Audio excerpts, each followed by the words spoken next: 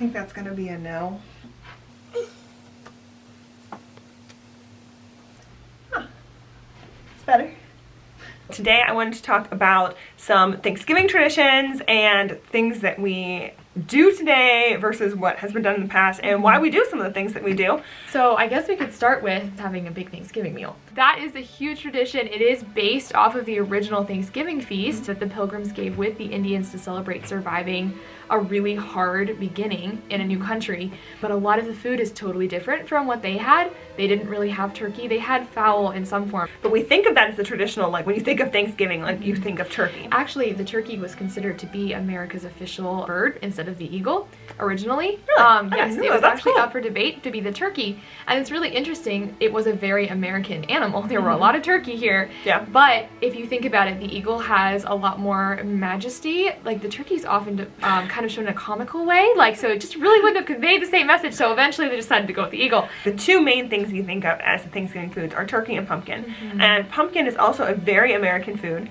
I think you can kind of see how we've chosen to celebrate it with some very traditional American foods. Sweet potatoes, like that kind of stuff, like potatoes have kind of been a staple. And corn they would have had at the actual original one because that was one of the main crops that the Indians grew and were teaching the Pilgrims how to grow when they got there. Now, my little health nut person is going to say, make sure you get GMO-free corn. Don't buy it if it doesn't say organic on it. There's actually a quote by Alexander Hamilton that talks about how all Americans should eat turkey on Thanksgiving. And I think that's really cool. Thanksgiving was actually not even a technical holiday at the time. So to talk about how it actually became a holiday a little bit. So in the 1700s, like toward the end of the Revolutionary War, they actually declared a day of Thanksgiving. There hadn't been a Thanksgiving celebration really before then, but they wanted to celebrate basically the war turning. The war and yes, getting through that. It was a long, we think of that as short, it was a long drawn out conflict. So getting through it would have been something to celebrate. And then several states actually then kind of implemented their own forms of Thanksgiving, but it was not a federal thing. I think that's actually kind of cool that there's like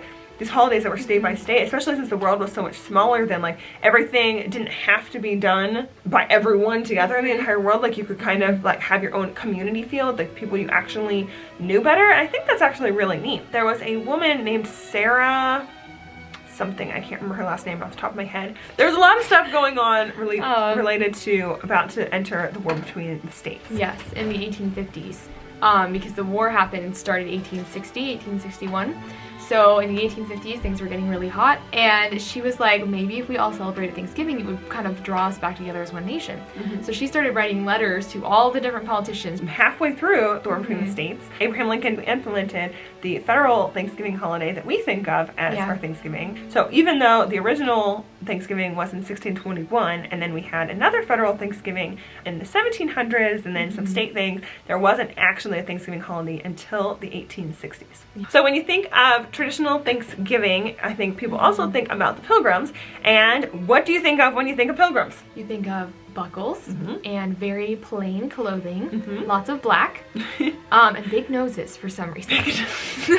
And being very stodgy, I feel like. I'm dressed, and she is as well, in kind of regular pilgrim wear. They aren't going to have a lot of buckles on their clothes, and here's a very practical reason for that.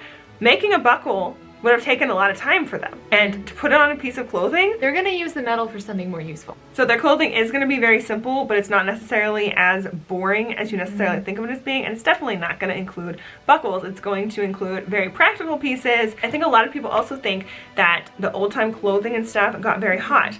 Well, that's because today we make our clothes out of polyester, which is basically plastic.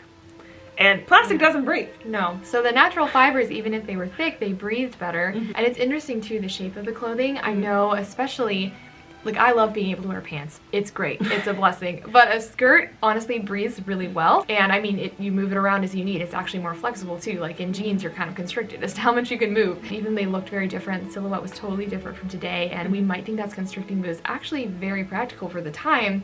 And it was comfortable for the time. So I also wanted to give a couple recommendations if you're interested in history or learning more about the Pilgrims. So my number one recommendation is to go to the actual source documents of people at the time. That's the way to learn history, in my opinion. Of Plymouth Plantation, this is actually based on, or it is the journals of William Bradford, who was a pilgrim. Really recommend, super great. I'll try to find this and link it below for you guys. But just this year, I was in Barnes & Noble and saw this, which is a book about Squanto's history that is for children. I really appreciated that it actually has the real history.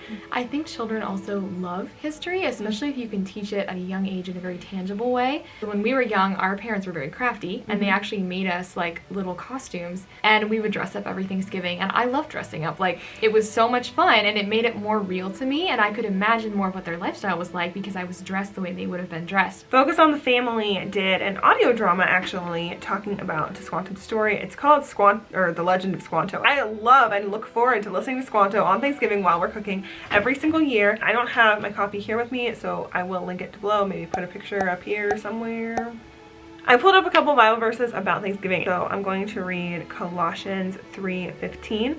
And let the peace of God rule in your hearts, to the which also you are called in one body, and be ye thankful. Romans 8:28. And we know that all things work together for good to them that love God, to them who are the called according to his purpose. And I'm sure the pilgrims really felt that. Squanto came to help them. They needed help.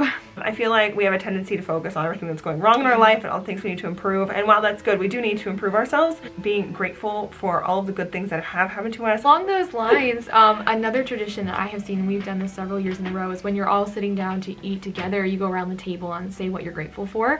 And this is just, it's a tradition, but it's also something that's good to do honestly every day. And it's a good reminder that there is so much to be grateful for. And you know, people say you can't control what happens to you, but you can control how you respond to it. Responding in gratitude is such a healthier way to handle that, and it will bless you down the road. So I hope you guys enjoyed listening to Emily and I chit-chat about Thanksgiving traditions and where they came from and just different things about the holiday. Last week we did a video talking about the history of Thanksgiving, so if you want to check that out, go ahead. I posted it last Wednesday. You can also subscribe if you want to see more vids from me. See you guys in the next one. Bye! Bye!